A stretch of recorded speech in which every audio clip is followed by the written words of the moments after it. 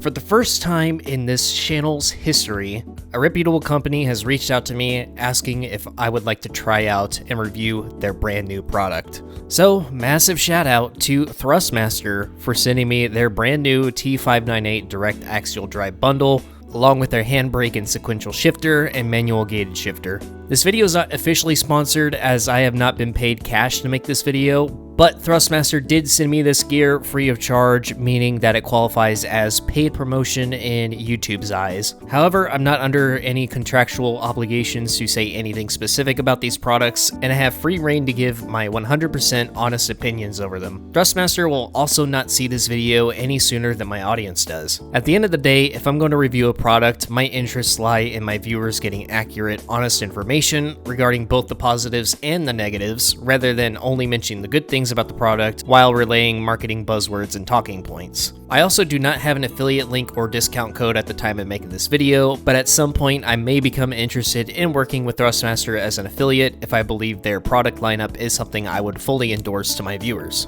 With all that being said, let's take a look at the T598. So this is Thrustmaster's newest addition to its officially licensed PlayStation lineup, and it comes in at an impressive $500 USD for a 5 Nm constant torque base, rim, 2 pressure adjustable pedals, and a table clamp. This makes it a very strong competitor against the existing Fanatec GT-DD Pro, which is priced at $700 for a 5 Nm constant torque base, 2 fixed pressure pedals, and a rim. This brings some much needed competition to the PlayStation direct drive market, and it only means good thing for consumers. More competition means more buying options, more innovations, and more sales and discounts. The $200 price difference is made by 2 key factors, most notably from the axial flux motor that is used in this wheelbase, and some noticeable cost-cutting measures done for the wheel rim. I'm not an engineering or marketing major, so to put it in English, these motors, compared to radial flux motors you'd find in other direct drive bases, are able to produce better peak torque, faster reaction times, higher frequency vibrations, eliminate cogging, and significantly reduce parasitic friction, all while using less material including copper, having a shorter yet wider build profile, and being more efficient with the energy it consumes. You will hear me talk about this during the driving portion of the video, but for me the most substantial part about this wheelbase is the lack of parasitic loss. Zero cogging also means it does not need to be corrected or controlled with firmware to receive an accurate force feedback signal from the game, which makes it faster and more accurate, especially at higher vibration frequencies. So the engineering behind this type of motor is pretty impressive, and while it does sound like a bunch of marketing talking points, it actually does make a pretty significant difference. So with all that being said, let's get to the unboxing portion. The bundle comes in one PlayStation branded box. At the top is a pamphlet and instruction manual, and underneath is all the juicy stuff. The first small box includes fasteners and tools, the parts for the pedals, and the table clamps for the wheelbase. The second box includes all the cables for the bundle. Next up is a wheel rim, which in my opinion is the weakest link out of the whole kit. It's extremely lightweight, unsurprising considering most of it is made out of hard hollow plastic. The sides of the rim are a comfortable feeling perforated rubber material with the right amount of grip feel, and in the back are some surprisingly high quality magnetic aluminum paddle shifters. These are easily the highlight of the rim as they have a nice thocky tactile feel to them with no clicky switches, something that I very much prefer. The face buttons are all pretty standard for lower end wheels and don't really have any special qualities in them to go over. They function just as you would expect them to, really. Holding the wheel in my hands, I immediately notice a downside in the shape of the handles. For my hands, I don't get much contact patch with the meat of my palms, and the ridge where my thumb rests is too skinny, leaving a bit of an uncomfortable point of contact for my thumbs and forces me to rely on my thumb strength too much to control the force feedback, especially when that higher peak torque kicks in. This could potentially pose an issue for certain people.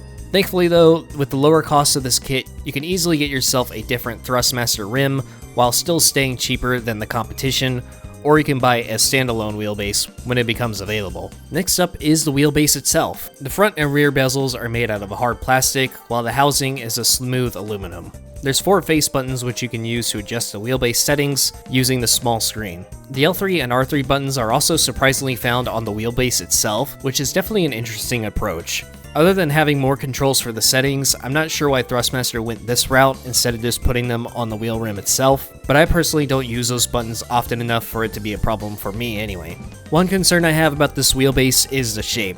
Depending on your setup, you might have an issue with the wheelbase blocking the lower portion of your screen due to how much taller it is than compared to the Fanatec, for example. Another potential is the length of the wheelbase. With it only being a few inches long, some rigs could have issues with flex as the mounting points don't have a wide area of contact, but luckily my SimLab GT1 Evo doesn't have this issue. However, if you are looking to mount this to a table or another surface that's prone to flexing, I would be cautious of how much you push and tug on the wheel, and definitely do not use it as a handle whenever you are getting in and out of your setup. This also uses Thrustmaster's new generation quick release, so most Thrustmaster wheels will be compatible with it out of the box, but other wheels will need an adapter, which Thrustmaster sells separately. The plugs in the back are all interestingly different from each other, but as you'd expect, you can hook up your shifters, handbrake, and pedals directly to the wheelbase. Last but not least were the pedals. I was kind of surprised by how small the whole kit is. Thrustmaster doesn't have a third pedal add-on for these just yet, but as I was looking at this for the first time, I was wondering how little space there would be to add one in the first place. There's not a whole lot of room for it, so I wonder how awkward this pedal set is going to be to use whenever I eventually do get that third pedal. So that's one point of concern I have for this set. There will also be a load cell kit available at a later point, and I imagine some other accessories for them as well. The pedals also have 3 positions for pressure and travel adjustment, and the brake pedal includes those 2 different springs shown earlier. That just hit me right square on the nose. The pedal faces are a textured hard plastic, while the rest of the set is aluminum. So that's everything out of the T598 box, but I also have the TSS handbrake / shifter and the TH8R shifter. These are just extra bonuses courtesy of Thrustmaster, so they won't be getting much attention in this particular video, and I can't use a gated shifter yet due to the lack of the clutch, so that'll come at a later time. So with everything unboxed, I went ahead and removed all the Fanatec hardware off of my SimLab GT1 Evo and got to work on installing the new equipment. This is one of the worst parts about sim racing by far, and that is installing parts on your rig and making adjustments, all while being strangled by cables full of deadly angry pixies. I would not wish this upon my worst enemies. Oh man, I feel like an old fuck. Okay, so this is attempt not 1, not 2, not 3, but attempt number 4 at trying to film this part. I was originally intending to record my initial reactions to the wheelbase, the pedals, and the wheel rim itself, but I have run into an unfortunate issue. The past 3 times I've tried to record this part, the circuit breaker has tripped in my whole office, in which not only does that obviously cut the power to the whole office, I also lose all the footage that I was recording up until that point. So this is the last time I'm going to attempt doing like a live reaction to it. If it doesn't work out, then it's all just going to be post gameplay footage, which I don't want to do. But for some reason, my house is having some electrical issues. I don't know what's causing it in this room. It could be my PS5, it could be my PC or one of my monitors or something. But I have ruled out the wheel, so I just want to put that out right off the bat. It is weird timing to be having all these issues, but I guarantee it's not the wheel's fault. And I know that because I wired it with an extension cord to a separate room. And when the power cut in this room, I still had power in that outlet in the other room, which is what the wheel was running off of. So even though it's really bad timing, it's not the wheel that's tripping my circuit breaker. But here we are on Gran Turismo 7. Thrustmaster sent me a list of settings to try out on the wheelbase, so I have already gone and set all those. And basically their only recommendation for the game itself was having the sensitivity to 1 on road tracks and 10 for rally tracks. So we're going to try out a couple different car and track combos. I'm already used to the wheel. I don't have my first reactions to it anymore, unfortunately. But I think it's better that way anyways, because now I do have like a much better feel of the wheelbase and the rim and the pedals. And that way I can give you some more accurate information as to exactly what I'm feeling with this whole setup. Now right off the bat, whenever you get into a race, you are definitely going to notice that there is a substantial amount more detail that's coming through this wheel as opposed to others, if you've ever even tried other wheels on GT7 before. And it's because of this type of electric motor that you don't get any steering resistance that's caused by like the mechanics inside of the wheelbase itself. The steering resistance that you feel, all the vibrations, and everything is essentially what the game wants you to feel. Even when the wheelbase is turned off, you can like steer this wheel extremely freely. There's almost zero resistance to it. Pretty much the only resistance you are feeling is like the mass of the internals of the wheel itself, which would obviously be the wheel rim and the shaft. But because of this type of motor though, you don't get that parasitic loss that you would get with obviously like a mechanically driven wheel, like a belt or gear driven one, or basically any other direct drive wheel that you get on the market. So it's because of that you're able to basically feel a much more clear and responsive signal that's coming through the game.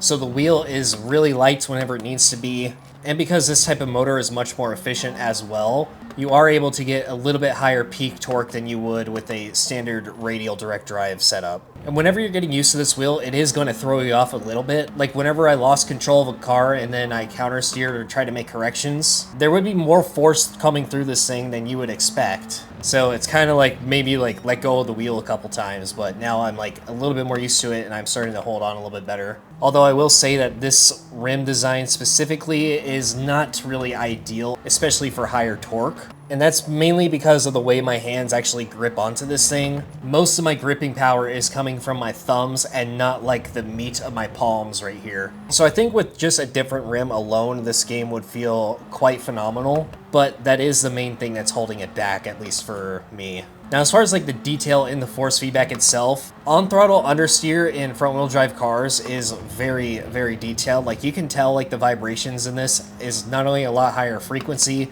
but like I said, it is also pretty much exactly what the game wants you to feel. It's hard to explain it in words, obviously. The only way you're gonna truly know how this feels is if you try it out for yourself, which 99% of you are not even gonna have that opportunity until you actually buy one. Unless you go to a convention or a friend of yours has it that you can try out, something along those lines. And I know the point of this video is not to compare it to the Fanatec GT Pro, but not only is that its main competitor, it's also the only other direct drive wheel I've ever used, so I kind of have to compare it against it. But like I said, it's not the main focus of this video. But for comparison's sake, this type of motor, it definitely gives me a lot more detail in what the car is doing, how the road feels. And I think with just a little bit more time, I can really get used to this. Will it allow me to put down faster lap times?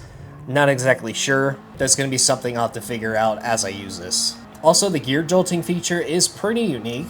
In road cars with manual transmissions like the Civic, I would expect to feel multiple vibrations through this thing as it goes out of gear and into the next one.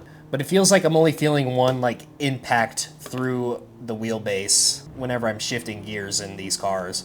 So as far as like the gear jolting thing, it literally just feels like one shock / impact sent through the wheelbase. And in my cockpit specifically, I can feel it in the seat a little bit. And while it is a really unique feature, I just don't think it's right for the street cars because I am a manual gearbox enthusiast. And if I felt like multiple hits like going out of gear and then going into gear, then I think it would be a lot better for these types of cars. Maybe that's something that will come in the future, but for right now, it's not really a part of the game.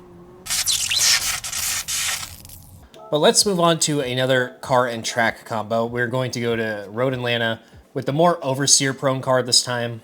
And especially with oversteer prone cars, the benefits of this type of motor are really going to shine. So let's jump into the 993 Carrera RS Club Sport, which is quite an oversteer prone car, obviously rear engine 90s Porsche. And because of the lack of parasitic loss that you would get in the friction of a standard direct drive motor, with this type of motor, it can spin way faster, which is not only good for making corrections, but it's also good for drifting too, of which I am clearly not that great at, so I'm not like the best example of it really. But because there's no mechanical friction going on inside the wheel itself, the wheel is able to spin not only faster, but also way more responsively too. Like, that is extremely fast. Now, those of you who are using mechanically driven wheels or standard direct drive, it's going to take a little bit of time getting used to.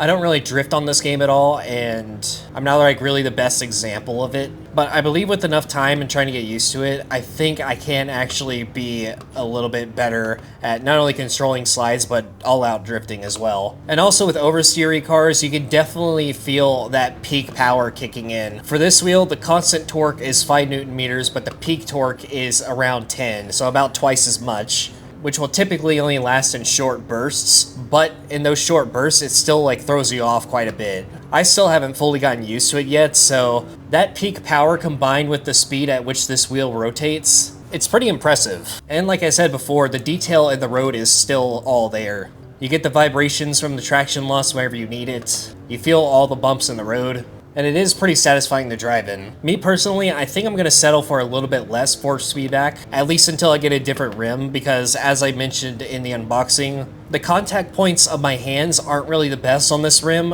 It's definitely missing a lot in the meat of my palm right here, and most of my grip strength is coming from my thumbs. I could like dig my hands into the side of it a little bit better, but the way this ridge is shaped, it kind of like digs into my thumb on like one point right here, and not like evenly distributed across it. So with all this peak torque kicking in, it definitely makes it a little bit harder to hold on to the wheel, and a little bit more scary too, because I don't want to injure my thumbs. If I was using a different rim, which Thrustmaster has a decent selection of, I don't think this would be an issue whatsoever. So although I've already covered like most of the characteristics of this wheelbase, I'm still gonna like show a few examples of other cars. The one that most people will probably be interested in is Group 3, so here we are in the Group 3 Porsche at the Nürburgring. And this is the part where the gear jolt inside the wheelbase feels very satisfying to use, because not only do you get the satisfying thunk that you get with the magnetic paddle shifters, the gear jolt on top of that makes it more impactful, so whenever I shift, it's just like one impact that I feel in the wheelbase, and that sends it pretty much all the way to my seat. But I still do feel it mostly in the hands, of course, because that's like my main point of contact. But it is like extremely satisfying to use in paddle shifting cars. And obviously, as you would expect in a race car, you do feel more detail on the road thanks to the stiffer suspension. I would expect a little bit more high frequency vibrations when riding the curbs, but it just seems like the game itself doesn't really send those signals, so it's not like the wheel even knows what to do there in that case. But it's very easy to feel when the car loses traction. Corrections are super fast, almost too fast as far as like what I'm used to. And the signal definitely feels like a lot cleaner. It doesn't feel like gritty whatsoever. And all these subtle little bumps and vibrations that you feel through the wheel, like it increases the immersion quite drastically. Now these pedals did take me a little bit to get used to, but I think I've used them long enough now to where I'm finally kind of used to them. The brake pedal is extremely sensitive, so what I had to do is go into the pedal calibration on GT7 and set like a 7.5% dead zone, because I do like resting my foot directly on the brake pedal, and even if I just barely tickle it with like the tiniest amount of weight, it will register in the game. So a little bit of dead zone on that allows me to rest my foot on the brake as I usually do. I don't like hovering my foot above the brake. It kind of throws me off a little bit. Plus it could get a little bit exhausting over time as well. But I haven't really played around with the stiffness or positioning of the pedals just yet. This is all just like the initial setup that I made when putting everything together. But I am looking forward to experimenting with it a little bit more over the next couple days or weeks, and figuring out what optimal setup works for me. But I'm actually kind of glad that I did take the time to get used to this wheel, because now I can actually drive somewhat decently on this game again. It has been over 2 months since I played this game consistently. I'm way too used to GT4 by this point, so at least I'm able to get a little bit more accurate and better driving footage now. So now let's try a Group 1 car, the Audi R18 at Watkins Glen, which is this week's Daily Race B. And I think this is mostly just a flaw with the game itself, but especially with these types of cars, you still have that really extreme wheel oscillation issue at high speeds. Gran Turismo 4 also has this problem. But Thrustmaster claims that this should be fixed whenever GT7 does have full support for this wheel and wheelbase. So we'll have to see if that is actually a thing by the next GT7 update. That should also hopefully fix the issue where if you let go of the wheel in certain cars, then it just goes crazy and the car just flies all over the road because the wheel's just like going like this back and forth. But mid-corner, this might just be a fault of the game itself, but mid-corner there's like zero like force feedback going on. It's just like natural steering resistance. So like I don't really feel anything in the Group 1 cars mid-corner. There's no texture or like road bumps I could feel, which is definitely strange, but I think the Fanatec GT Pro also has this problem. It might just be a problem with the game itself, which is strange because I was feeling it in road cars and even the Group 3 Porsche. Just not so much in these cars where you would imagine the force feedback to be more intense.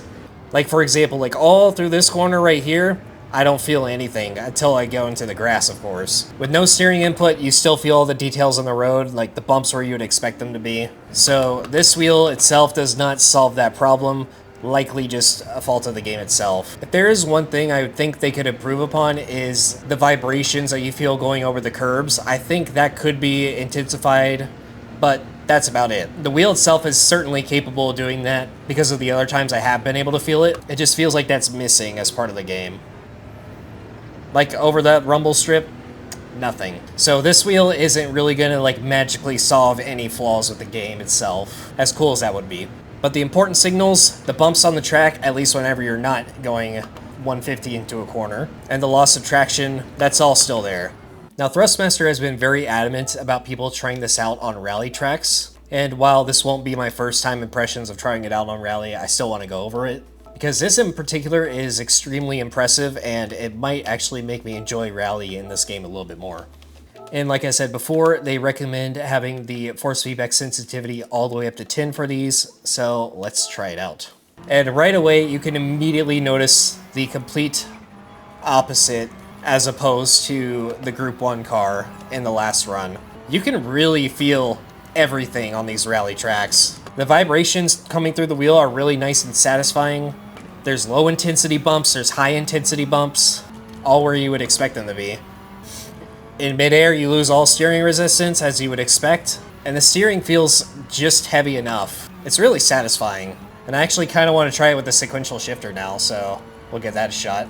Even though the sequential shifter does not become part of this bundle, I still want to experience it. Unfortunately, with this particular combo, you won't be able to feel the gear jolt as much because the force feedback of the wheelbase is already plenty busy enough. So you're not really going to feel the gear jolt in this particular scenario. But with this sequential shifter, it still like sends its own like vibration through my whole sim rig, and it's still like extremely immersive that way. Now obviously this part isn't part of the Thrustmaster kit, but I would definitely like to try out what the trendy kids would call the definitive edition of Gran Turismo 7, which is direct drive wheel, direct axial drive wheel, sequential shifter with a PSVR 2 headset. All right, here we go. PSVR 2 sequential shifter on the new Thrustmaster rig. How does all this feel combined? And just what kind of immersion can we get out of this? Let's go. Other than my shifter hand being way down there, I will say there is quite a bit of input lag, which is probably either from the game itself or it could be from the wheel rim. Maybe it'll be fixed at the next update, but that is something that is kind of throwing me off a little bit. But other than that, wow, the way this force feedback reacts when the front wheels get off the ground is fairly impressive. I know I've said this a lot of times already, but that lack of parasitic loss just makes all the reactions so much quicker. And everything combined, yeah, I can definitely get used to this. This is very... I know I've been playing PSVR 2 in this game ever since it came out, but I think the force feedback in this wheelbase definitely gives a significant improvement. Now there is actually one more car and track combo I want to try out. It is another rally, and with that I think we will wrap it up afterwards, at least for GT7. We still got to jump on GT4 and try that out. But let's go to Lake Louise in the Escudo.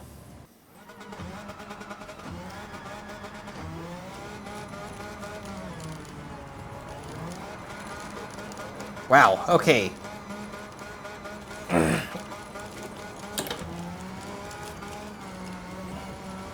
Ooh. Surprisingly, the force feedback is a little bit more intense here. I would have expected it to be a little bit softer on the snow track, but the bumps and vibrations are definitely higher frequency in this particular combo. It's pretty intense actually, especially for a wheel that's only 5 Newton meters constant. You still have to like hold on a little bit better, thanks to all the peak power this motor is able to produce. I just wish this wheel rim wasn't sacrificed so much, but I'm pretty sure it was sacrificed for price reasons. At $500 for a wheelbase, a wheel rim, and a pedal set, it's pretty hard to beat, not gonna lie. So much detail coming through this. And me in particular, like, I don't really fall for marketing mumbo jumbo that much, but everything that Thrustmaster has claimed with this wheel, it makes sense. And I could definitely, like, tell that this particular type of wheelbase motor is quite fascinating, and it's really nice to see companies still trying to innovate these days. And I think this type of motor design is something that is going to catch on. I'm sure Thrustmaster has like a patent for it or something like that, so I'm not exactly sure when you could expect other manufacturers to come out with stuff like this. Man, my entire cockpit is like vibrating because the force feedback on this is so detailed and intense. It's like, it adds to the immersion, especially in PSVR 2 so much. Oh, a little bit of wheel bouncing right there. I am seriously impressed by this. It's easy to say that since Thrustmaster sent me all this stuff free of charge, but you gotta give credit where it's due, and it is definitely due in terms of this wheelbase. There's not much to go over as far as like the pedals go. They are just like your standard entry-level pedals. The brake and throttle do max out to 100% before they reach the floor, which is unfortunate. And the brake pedal is extremely sensitive to even the lightest amount of pressure. And like I've said a million times in this video already, the wheel rim itself leaves much to be desired. So I think those points alone pretty much prove that I'm not trying to give more credit to Thrustmaster than they really deserve for this whole kit. It's obviously not a perfect combo altogether, but it has extreme amounts of potential with this wheelbase. And I'm really curious to see how all this is going to perform when GT7 does have official support for this. So hopefully the wheel oscillation issues would be addressed by that point regardless. Really looking forward to that. I just want to keep driving this. This is so fun. So I was planning on throwing in an entire segment for Gran Turismo 4 in this video, but this video is already plenty long enough as it is. So long story short, yes, the wheel did work in Gran Turismo 4 until it didn't. The force feedback just cut out permanently on this thing. This might be a PCSX2 problem. This was my very first time setting it up on PCSX2. So I think either I will get this figured out eventually or another fix will come out to make this wheel work with it. But the wheel essentially behaves the same way as any other wheel I've tried on GT4, with the exception being the mechanical differences in the motor itself. And obviously in Gran Turismo 4, the notorious wheel oscillation issue still exists. That's not something that the wheelbase alone is going to change. So I'm hoping this wheel works just fine because I would really like to use it for the Let's Play and the Spec 2 challenge run, so make sure you're subscribed so you don't miss those. And with that, that is the Thrustmaster T598 wheel bundle. Once again, big thank you to Thrustmaster for sending me these out for review, and after getting a little bit of use out of it, I do say that I endorse this product, and I think $500 for the whole kit is a great deal. Even though the wheel itself is not that impressive, you can still swap to a different Thrustmaster wheel if you want, for a few $100 extra. Something which I plan on doing here in the next couple weeks, but for now I still want to get some use out of the stock rim and let you guys know how it is over time. So thank you guys for watching my Thrustmaster review, and I do plan on making a direct comparison between this setup and the Fanatec GTDD Pro setup that I have. So be on the lookout for that to come out in the next few weeks. And with that being said, I'll see you guys later.